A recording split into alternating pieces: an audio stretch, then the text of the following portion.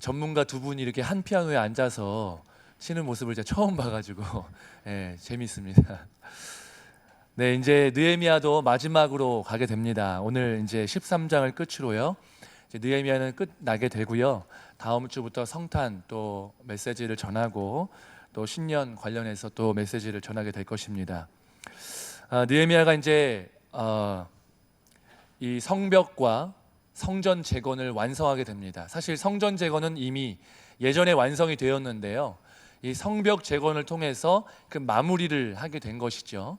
이 성벽 재건을 하게 된 이유가 무엇일까?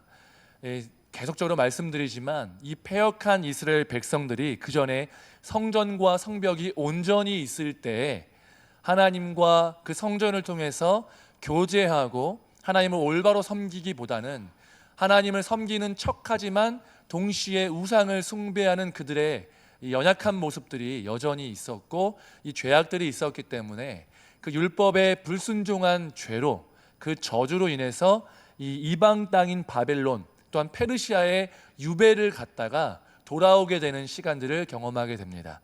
하나님은 이 시간을 단순히 이 사람들을 저주하는 데 사용하신 것이 아니라 이 시간을 통해서 고난을 받고 핍박을 받으면 우리가 그전에는 편안할 때는 하나님 찾지 않다가도 어려움을 경험하게 되면 하나님을 더 찾게 되잖아요.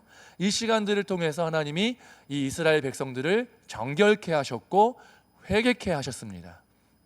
그래서 이들이 이제 정신 차리고 신앙생활을 제대로 하려고 하는 이 상황 속에서 이 성전도 옛날 솔로몬 성전에 비하면 진짜 너무 초라하고 성벽도 예전에 비하면 너무나도 초라하고 또 예루살렘도 예전에는 사람들이 너무나도 많았지만 지금은 정말 다 모든 가옥들이 폐허인 채로 어떻게 보면 겉모습으로는 정말 아쉬움이 가득할 수밖에 없는 그런 상황이지만 그럼에도 불구하고 그 안에 있는 이 백성들은 하나님을 향한 사랑과 또 회복의 역사를 경험한 그 사랑으로 가득하고 또 회복의 역사를 경험함을 통해서 어느 때보다도 신앙이 좋은 지금 그런 시간들을 통과하고 있습니다. 하나님이 이 불가능해 보이는 성전 재건과 성벽 재건을 이 느헤미야라고 하는 한 사람 이 기도의 응답 또한 그 사람을 택하시고 부르시고 이런 모든 과정을 통해서 지금 일하셔서 이 일들을 이루셨는데 이 하나님의 놀라운 은혜 때문에 사람들이 이제 그 반응에 이 모든 과정은 하나님의 은혜인데 여기에 이 사람들이 반응해서 화답하게 되는 것입니다.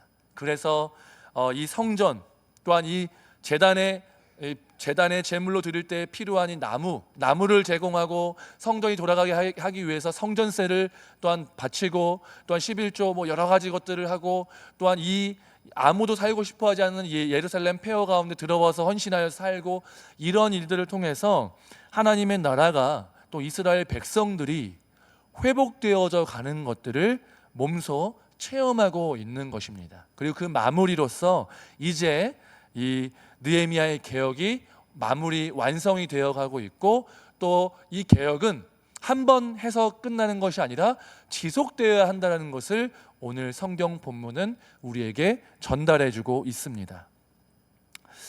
여러분, 우리는요 이 느헤미야와 이스라엘 사람들처럼 개혁을 계속해야 됩니다.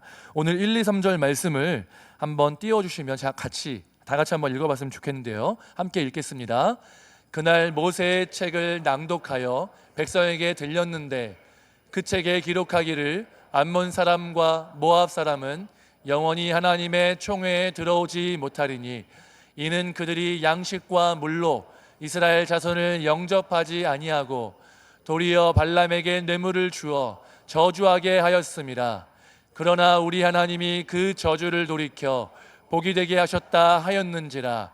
백성이 이 율법을 듣고 곧 섞인 무리를 이스라엘 가운데에서 모두 분리하였느니라. 아멘. 지금 이 율법을 통하여서 이들이 깨닫게 된 것은 무엇이냐면 이 암몬 자손과 모압 자손들이 하나님의 총회에 들어올 수 없다는 것을 깨닫게 된 것입니다. 그래서 그들을 이 이스라엘 백성들로부터 분리하는 일들을 행하고 있습니다. 그런데 실제로 그러면 모든 이방인들을 내쫓았느냐, 아니면 모압 암몬 사람들만 내쫓았느냐, 실제로 내쫓은 것이 맞느냐, 아니면 교류를 안 한 것이냐, 이것은 정확하게 알 수 없습니다. 왜냐? 예전에 멸망하기 전 이스라엘이라면 모르겠지만 지금은 멸망했고요. 나라가 없습니다. 이들에게 권한이 없어요. 이방인들을 내어 쫓을 만한 권한이 없는 것이 첫 번째이고, 이미 나라가 바벨론과 페르시아에게 점령이 됐기 때문에 수많은 사람들이 섞여 살고 있었습니다. 그렇기 때문에 이제 이때쯤 되면 분리한다는 것 자체가 쉽지 않은 상황이 되어버린 것이죠. 그래서 어떻게 조치했는지를 정확히는 알 수 없지만 어느 정도 추정할 수 있는 것은 이것이 완벽하게 이들을 내어 쫓는 방법으로가 아니라 이 사람들과 교류하거나 이런 것들을 금하고 이들에게 있는 어떤 이방의 문화들을 받아들이지 않는 선에서 분리하는 것을 하지 않았는가 싶습니다. 그러면 이게 진짜 믿지 않는 사람들이랑 그럼 교제하지 말라는 거냐, 세상에 나가지 말라는 거냐, 이런 의미가 전혀 아니라는 거죠. 왜 이렇게 했냐면 이들이 믿고 있는 우상, 이들의 성경적이지 않은 가치관, 또한 하나님의 뜻에 어울리지 않는 도덕성, 또한 죄에 물든 문화들을 가지고 이 사람들이 신앙 공동체에 들어오게 되면 교회가 변질되고 세속화될 수 있기 때문에 교회의 거룩함을 지키기 위해서 구별하라라고 이해할 수 있는 것입니다. 그러면 단순히 믿지 않은 사람들만 우리가 접촉하거나 그들의 생각을 받아들이지 않으면 끊어낼 수 있는 것입니까? 그렇지 않죠. 왜?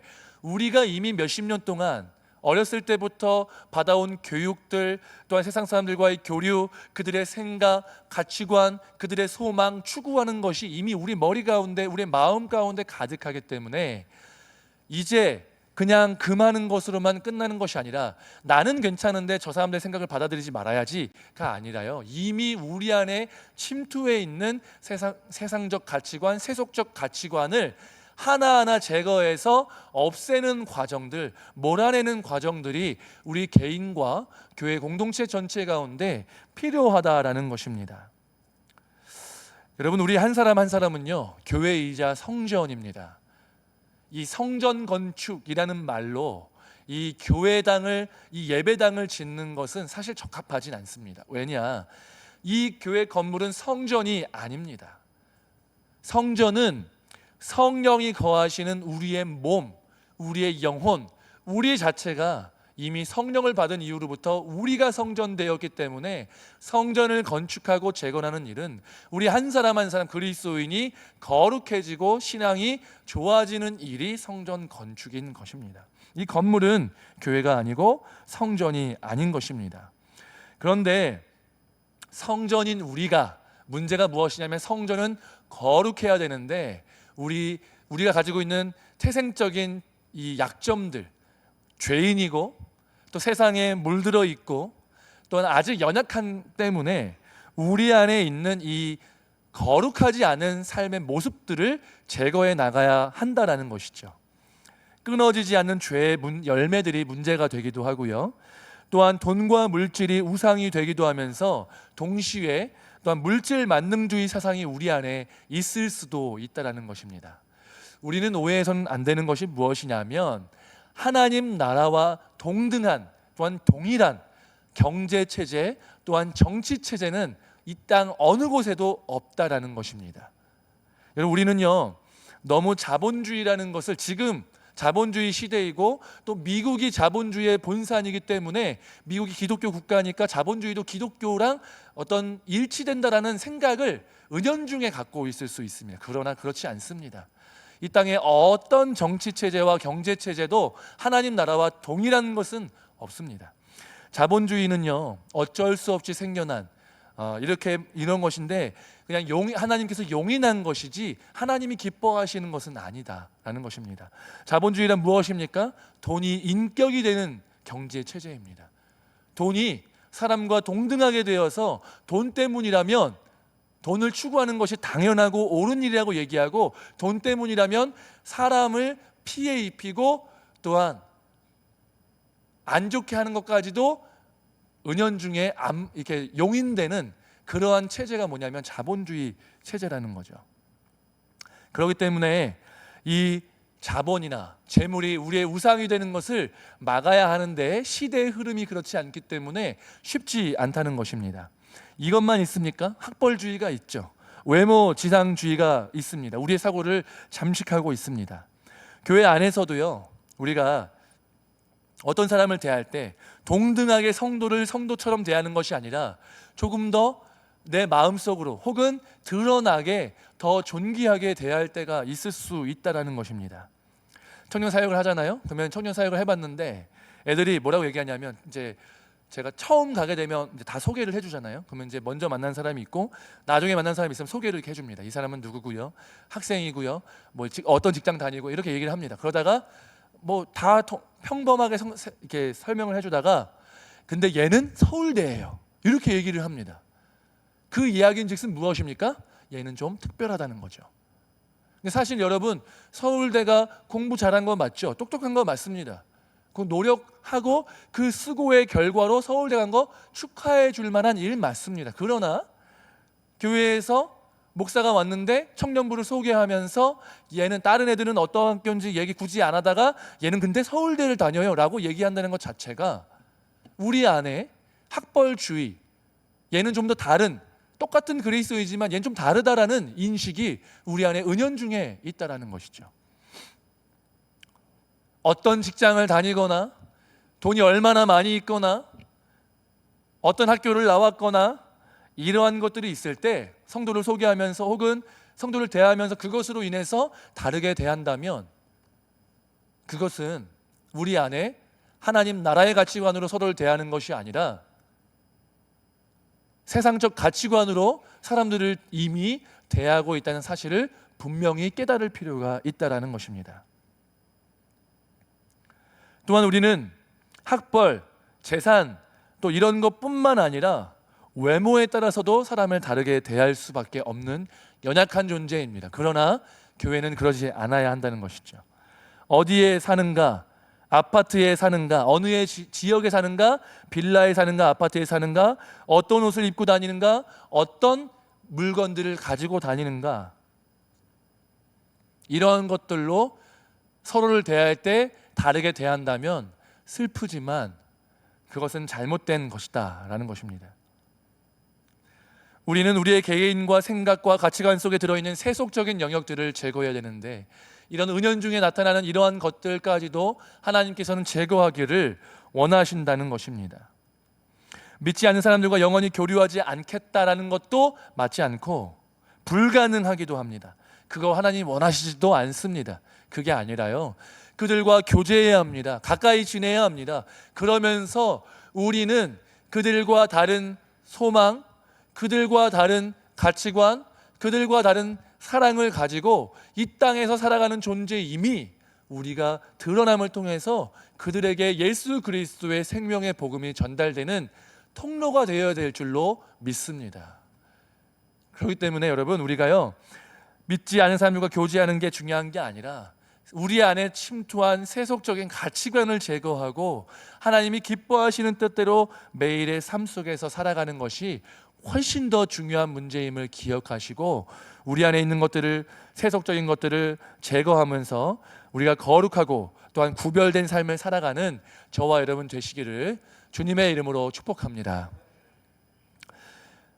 또한 우리는요, 무엇이 필요하냐면요, 관계에서도 거룩하고 구별될 필요가 있다는 것입니다.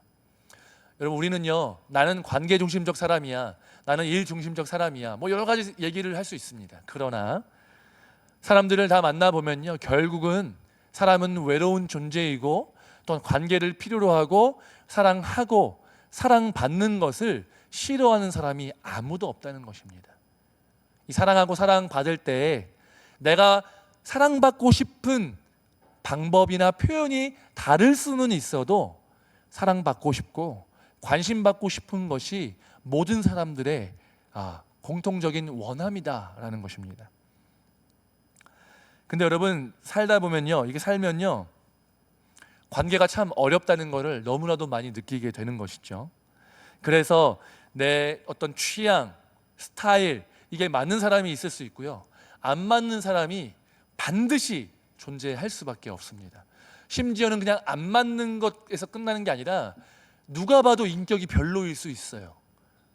또한 나 자신도 그렇습니다.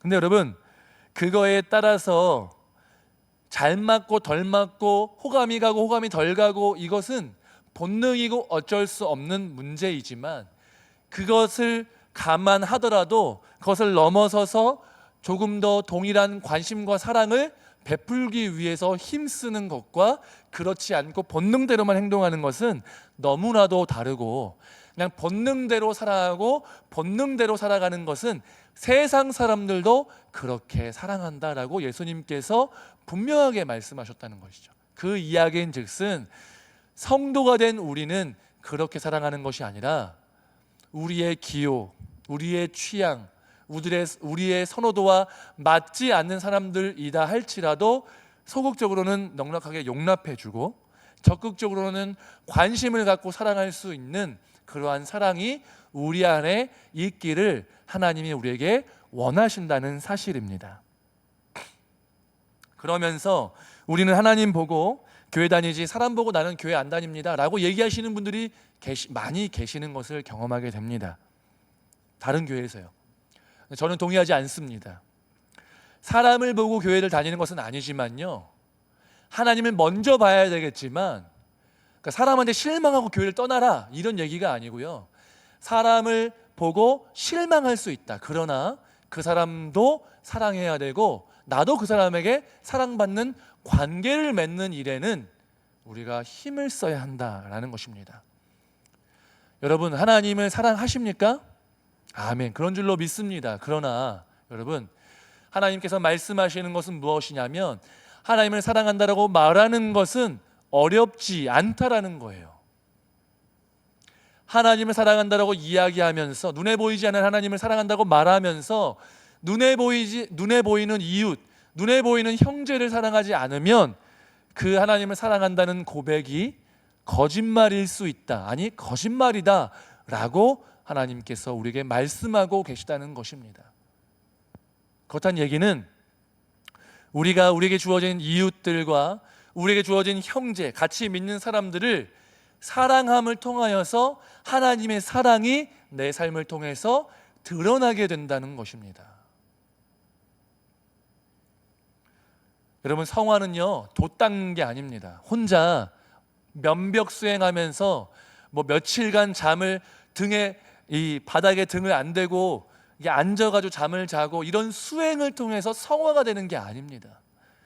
하나님이 우리에게 말씀하시는 성화는요, 하나님의 분명한 뜻인 이 말씀을 통해서 은혜를 받고 깨닫고 그 깨달은 하나님의 뜻을 순종하는 삶을 살아가는데, 내 힘으로 되지 않으니까 우리 안에 주신 성령을 힘입어서 성령의 도우심을 받아서 매일매일 성령 충만함 가운데 살아가면서 훈련되는 것이 성화라고 하나님은 우리에게 분명하게 말씀하고 계십니다. 여러분, 그렇기 때문에 우리는요 성화되기 위해서 힘써야 하는데, 그 성화를 어디서 이루어 나가느냐? 공동체에서 이루어 나간다는 것입니다. 죄송하지만 온라인으로 예배만 드린다, 아니면 현장에 나와서 예배는 드리는데 교제하지 않는다, 이것은 반쪽짜리 신앙생활일 수밖에 없다는 사실을 반드시 기억해야 합니다. 왜냐? 하나님 말씀을 듣잖아요. 예배 드리잖아요. 하나님 우리에게 교훈을 주시고 우리의 은혜를 주시고 우리가 살아갈 방향을 주십니다. 네가 원수를 사랑해라, 이웃을 사랑해라, 형제를 사랑해라 라고 말씀을 주시잖아요. 그럼 그 말씀에 순종해야 되겠죠. 그 말씀에 순종하려면 어떻게 됩니까? 이 사랑할 대상이 필요한 것 아니겠습니까? 가족만이 아니고요, 내가 평소에 관계 맺고 있는 그 사람들, 내가 좋아하는 사람들만 사랑하는 게 그게 하나님 뜻에 순종하는 것이 아니라, 하나님이 얘도 사랑할 수 있겠니? 얘도 사랑할 수 있겠니? 라고 나를 위해서 준비해 주신 이 성도들과 교제하면서 사랑의 훈련을 하는 것이 하나님이 우리에게 주신 이 하나님의 뜻에 순종하는 그 결과라는 것입니다. 하나님은 당연히 이 한 200명, 300명 되는 사람들이 모이면요, 당연히 그 안에 나와는 맞지 않은 사람이 이 통계적으로 존재할 수밖에 없습니다. 많을 수도 있고 적을 수도 있겠죠. 하지만 반드시 존재합니다. 그러한 측면뿐만 아니고도요. 하나님이 일부러 나를 위한 맞춤형 교육을 위한 조교를 마련해 두셨는데, 그게 누구냐면 내가 싫은 그 사람일 수 있다는 거죠. 나를 껄끄럽게 하는 그 사람일 수 있다는 것입니다. 모든 사람에게 인기 있고 내가 정말 좋아하고 내 취향인 사람은요, 나를 훈련시킬 수 없습니다. 하나님 그 사람을 통해서 훈련시킬 수 없어요. 그냥 좋으니까요. 그냥 보고만 있어도 사랑스러우니까요. 그러나 나를 힘들게 하고 나와 맞지 않는 사람을 하나님께서 거기에 두셨다면 하나님이 나를 훈련하기 위해서 이 사람을 예비해 두셨고, 또 어떤 사람을 훈련하기 위해서 나를 여기에 두셨다는 사실을 반드시 기억해야 합니다. 하나님이 우리를 원하시는 것은요, 우리가 서로에게 부딪힘이 되어서 철이 철을 날카롭게 하는 것처럼, 또한 돌이 돌을 다듬어서 부드럽고 둥글게 만드는 것처럼, 우리가 내가 싫어하고 내가 마음에 안 들고 내 취향이 아닌 사람들과의 관계 속에서 부딪히면서 내가 연단되고 용납되고 이해하는 사람으로 만들어 가셔서 결국에는 그 사람을 사랑하기까지 되기를 원하셔서 정말 내가 하나님을 사랑하는 존재인지 드러나기를 원하신다라는 것입니다. 또한 우리는요, 이 관계에서도 훈련되어야 되고 세상과는 다른 거룩한 존재가 되어야 하지만요, 우리 안에 있는 관습과 악습도 끊어버려야 합니다. 여러분, 사람은요 언제나 전통과 관습을 만듭니다. 왜냐하면 익숙한 것을 좋아하잖아요. 한번 했으면 그대로 하는 게 편합니다. 그렇기 때문에 우리는요, 어떤 일을 하게 되면 다음에 비슷한 일을 할 때 예전에 그렇게 했어 라고 하게 됩니다. 이것들은 어떤 부분에 있어서는 존중이 되어야 합니다. 그런데 돌아볼 필요도 있습니다. 왜냐? 이게 해왔기 때문에 맞지는 않을 수도 있거든요. 해왔기 때문에 해왔지만 맞지는 않을 수도 있다는 것입니다. 그럼 맞고 틀림에 묻는 그 기준은 무엇이냐? 하나님의 말씀이라는 것입니다. 제가 예전에 속해 있던 공동체에서 어떤 일이 있었냐면, 그 전통이 있었어요. 밥 먹을 때 식기도를 하는데, 식기도는 누가 하느냐? 막내가 한다. 그런 습관이 있었습니다. 제가 그때마다 의문이 있었어요. 왜 막내가 기도를 해야 되지? 이거 마치 그러니까 기도는 좀 부담스럽고 식기도는 하기 싫으니까 하기 싫은 것들은 초년생들한테, 신입들한테 시키고자 하는 그런 악한 마음에서 시작된 게 아닐까라고 제가 감히 한번 추정을 해봤습니다. 근데 저는 이게 옳지 않다고 생각해요. 왜냐? 기도를 하고 축복을 하고, 이게 어떤 의미든지 기도하는 일은 좋은 일이잖아요. 만약에 부담이 된다 하더라도 부담이 되는 일은 누가 솔선수범해야 되느냐? 막내가 아니라 그 공동체에서 어른이 하는 겁니다. 잘하는 사람이 하는 거예요. 먼저 된 사람이 솔선수범을 보여주는 게 맞다는 거죠. 그렇지 않습니까? 집안에서도 애들한테 가르치기 위해서 집안일을 같이 하기도 하고 하지만, 이 애들한테 난 하기 싫으니까 너가 가서 돈 벌어와라고 하고서 앵벌이 시키면 그게 부모입니까? 조폭이죠. 그것은 부모가 아닙니다. 올바른 공동체가 아닙니다. 사랑의 공동체가 아니라는 겁니다. 마찬가지입니다. 교회 공동체는 사랑의 공동체이고 하나님의 나라이기 때문에 어떤 관습과 전통들이 있다 하면 그게 성경적으로 옳은지를 돌아보아서 고칠 것들은 고치고 이어나갈 것들은 이어나감으로 인해서 우리 공동체가 더욱더 아름답게 되는 것에 힘써야 되는 줄로 믿습니다. 여러분, 그런데 이런 변화를 위해서는요, 하나님의 말씀이 필요합니다. 말씀이 기준이 되어야 합니다. 말씀 속에 담겨있는 하나님의 뜻과 하나님의 정신이 무엇인지를 분명하게 알아야 합니다. 그리고 거기에 순종해야 우리 공동체가, 또한 우리 개개인이 하나님이 기뻐하시는 사람, 하나님이 기뻐하시는 교회로 날마다 더 성장해 나갈 수 있는 것입니다. 그런데 이런 개혁은요, 이런 성화는요, 끊임없이 끝나지 않게 영원히 있어야 한다라는 것입니다.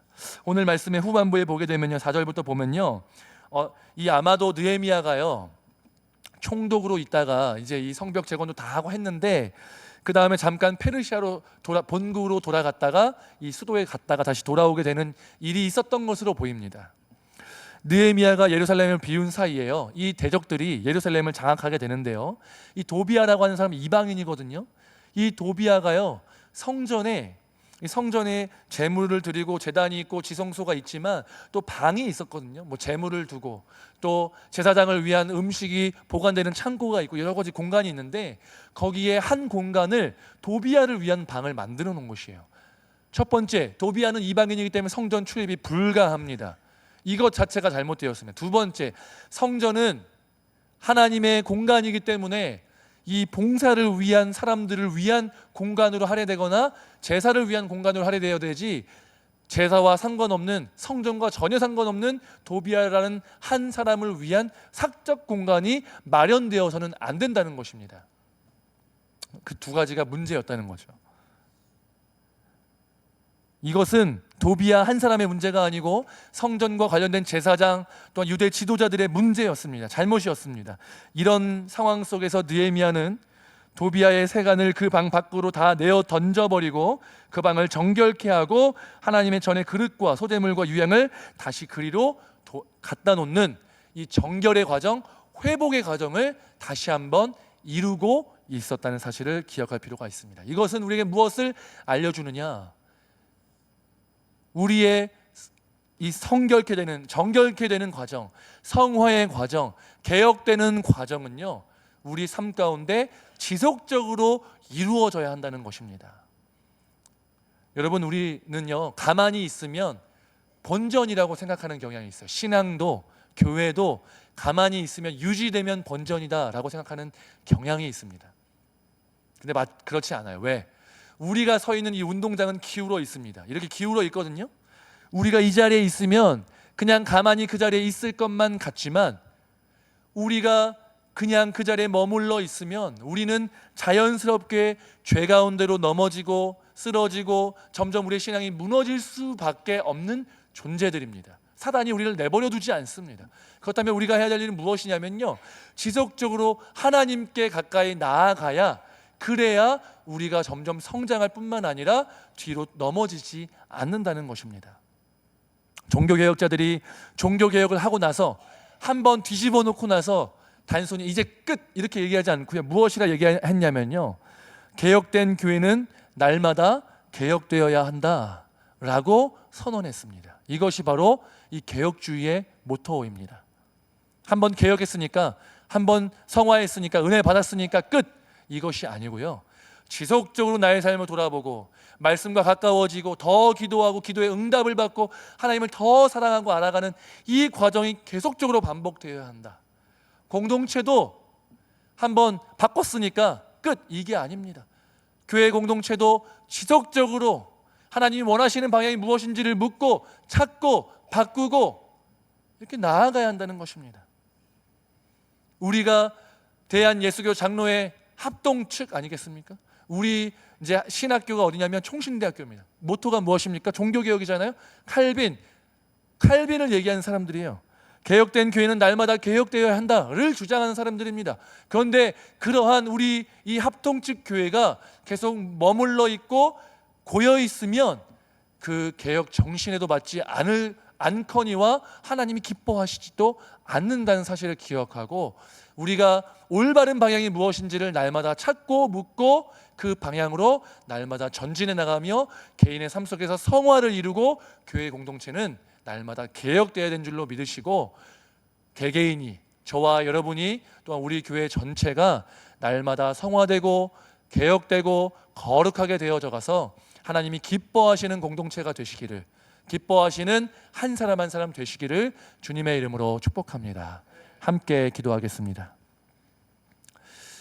거룩하신 하나님 아버지, 하나님은 우리가 구원받았음에도 불구하고 이 죄된 인생, 연약한 인생, 넘어지는 인생에서 머물러 있기를 원하시는 것이 아니라 우리의 삶이 바뀌고 우리의 생각이 변화되고 우리의 언어가 아버지 거룩해지며 이렇게 날마다 하나님께로 나아가기를 원하시는 그 하나님의 마음을 우리가 깨달아서 날마다 주님께로 나아갈 수 있도록 역사하여 주시옵소서.